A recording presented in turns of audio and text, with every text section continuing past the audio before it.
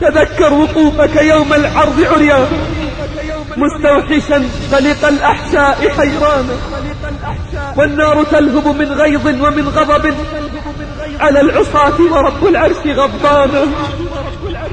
المشركون غدا في النار يلتهبون، والموحدون بدار الخلد سكانا. فتخيل نفسك عبد الله إذا تطايرت الكتب ونصبت الموازين وعرضوا على ربك صفا، لقد جئتمونا كما خلقناكم أول مرة، بل زعمتم أن لن نجعل لكم موعدا. فتخيل نفسك عبد الله إذا نوديت باسمك على رؤوس الخلائق: أين فلان ابن فلان، فلان ابن فلان؟ استعد للعرض والوقوف بين يدي الله، وقد وكلت الملائكة بأخذك فساقتك إلى الله. لا يمنعها اشتباه الأسماء باسمك واسم أبيك إذا عرفت أنك المراد بالدعاء. تخيل إذا قرع النداء قلبك فعلمت أنك أنت المطلوب، فارتعدت فرائصك واضطربت جوارحك وتغير لونك وطار قلبك، تخطى بك الصفوف إلى ربك للعرض عليه والوقوف بين يديه، وقد رفع الخلائق إليك أبصارهم وأنت في أيدي الملائكة، قد طار قلبك واشتد رعبك لعلمك أين يراد بك. فلا إله إلا الله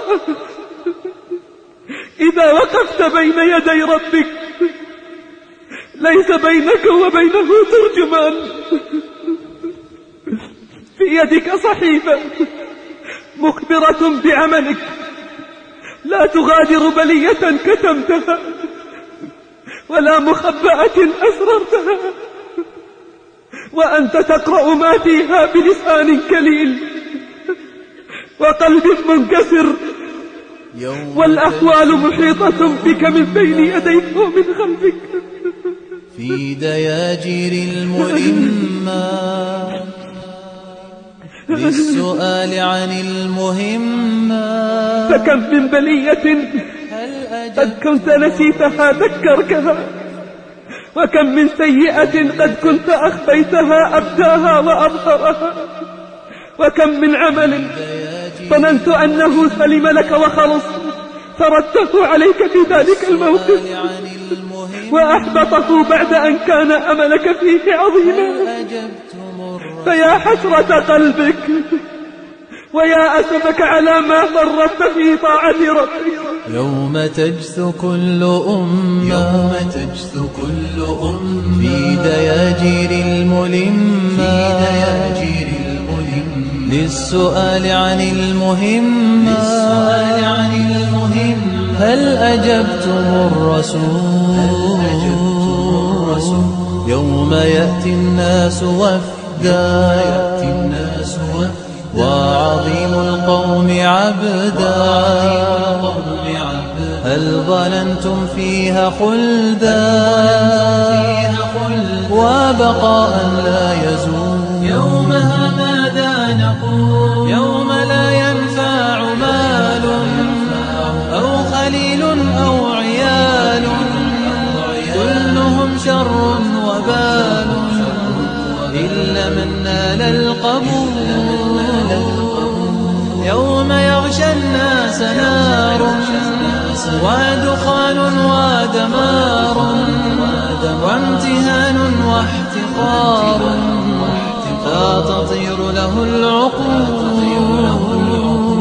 يومها ماذا نقول؟ يومها ماذا نقول؟ عن عبد الله بن عمرو رضي الله عنهما قال: عن عبد الله بن عمر رضي الله عنهما قال: قال صلى الله عليه وسلم: يدني الله العبد منه يوم القيامة حتى يضع عليه كنفه، يعني ستره، فيقرره بذنوبه، حتى إذا ظن العبد أنه هلك، اسمع بارك الله فيك، اسمع رعاك الله، فإذا كان ممن تاب وسلك طريق الهداية قال الله له بعد أن قرره بذنوبه: فإني قد سترتها عليك في الدنيا وإني أغفرها لك اليوم.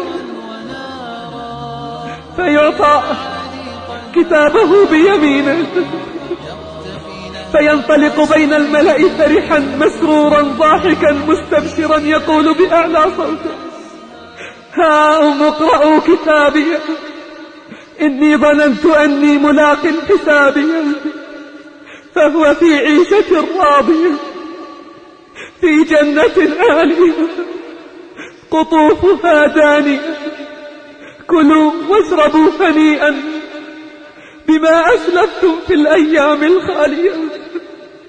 وجوه يومئذ مسفرة ضاحكة مستبشرة. لكن قل لي بالله العظيم، كيف لو كان ممن سلك طريق الغواية وجاءته النهاية بلا توبة ولا أوبة، يقرره الله بذنوبه ثم يقول الجبار: يا ملائكتي خذوه ومن عذابي أذيقوه، فلقد اشتد غضبي على من قل حياؤه معي. فيؤتى كتابه بشماله فيخرج إلى الملأ وهو يقول: يا ليتني لم أوت كتابي ولم أدري ما حسابي، يا ليتها كانت القاضية ما أغنى عني ماليا هلك عني سلطاني. ووجوه يومئذ عليها غبرة ترهقها قترة، أولئك هم الكفرة الفجرة. فأي مصير تريد؟ أي مصير تريد؟ اسلك طريق الهداية وتجنب طريق الغواية. استعن بالصبر والصلاة، اصبر نفسك مع الذين يدعون ربهم، لا تحزن لقلة السالكين ولا تغتر بكثرة الهالكين. أسهر ليلك بالقرآن والقيام، واقطع نهارك بالظمأ والصيام. صم في دنياك عن الشهوات والمعاصي والمنكرات، وأفطر يوم تلقى الله وتنادى إلى جنة عرضها الأرض والسماوات. قال إبراهيم بن أدهم لأخ له في الله: إنه بلغني أن الله تعالى أوحى إلى يحيى بن زكريا عليهما السلام: يا يحيى إني قضيت على نفسي أنه لا يحبني عبد من عبادي أعلم ذلك منه إلا كنت سمعه الذي يسمع به، وبصره الذي يبصر به، ولسانه الذي يتكلم به، وقلبه الذي يفهم به.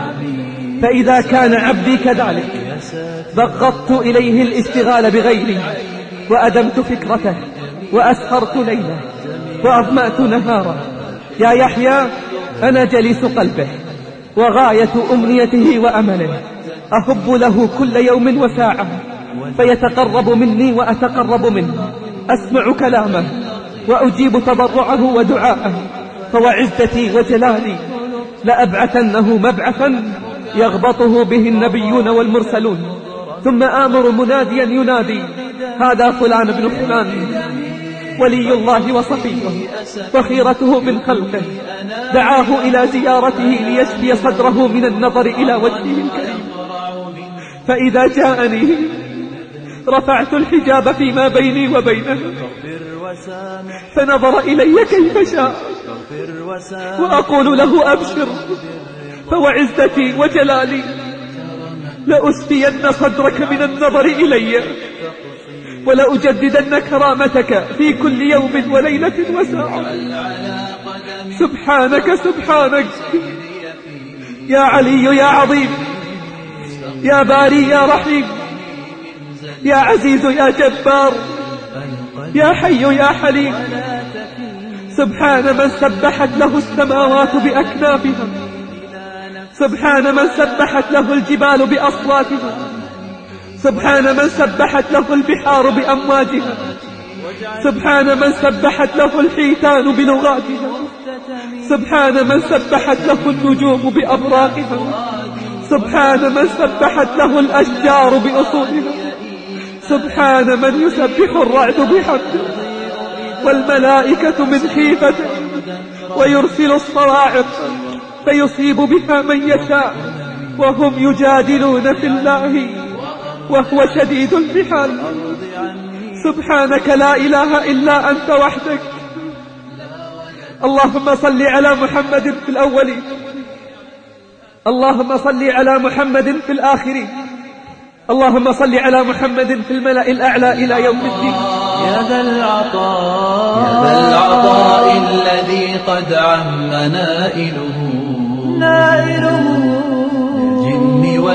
للجن والإنس من عرب ومن عجم فمن بإدخالنا يا رب قاطبة جنات عدن بمحض الفضل والكرم فمن بإدخالنا يا رب قاطبة جنات عدن بمحض الفضل والكرم فمن بإدخالنا يا رب قاطبة جنات عدن بمحض الفضل والكرم